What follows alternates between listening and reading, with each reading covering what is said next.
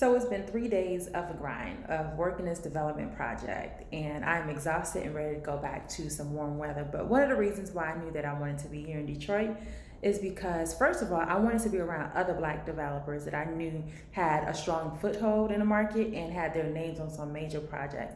And the thing that I could appreciate the most about Detroit is that black people are doing it here. And there's a lot of black developers, which give a lot of energy to emerging developers like myself to feel a lot more comfortable coming into a space like this, knowing that there's a strong network to tap into. And the people here have been really good about connecting me to other people. Another reason why I wanted to come into Detroit was that I was looking for a growth market, a strong number two, number three market where I knew that I could establish a strong footprint, especially coming from a competitive market like South Florida, and Detroit gives me that. So I do encourage a lot of people to step outside of your home base, particularly if you're in a market like Miami, where it's hard to do a deal there.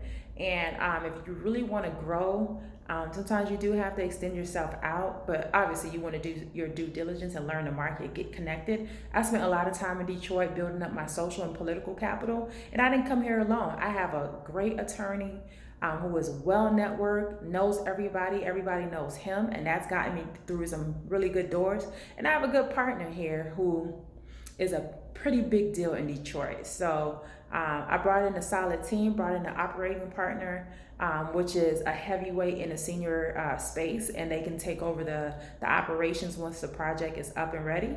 So I'm pretty confident about what I'm doing. Obviously, this is a big deal. It's not something that I've done before. So you do have some of those moments where you're like, am I really going to do this? But, when that fear sets in, you also put on your big girl drawers and you like, go ahead and go hard, or don't even try to even play in this space. And so that's the position that I took.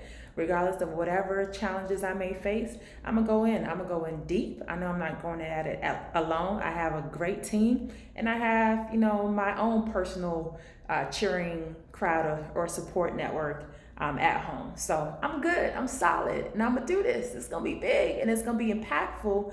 And my biggest piece is about the black connection, the black piece. So I'm making sure that everybody or most of the people tied to this project is black, from my attorney to my co-developer to my GC, the architectural firm, engineering firm. As much of it as I can make black is going to be black. So that's the impact that I want to bring in, especially since I'm an outsider coming into a market that definitely needs this type of investment. So this is Invest with Fab. My whole mission about launching this podcast was being open and transparent about this journey, because I want others to see them in what I'm doing, so that if I can do it, you can do it. If they're doing it, we all can do it. So it's your girl.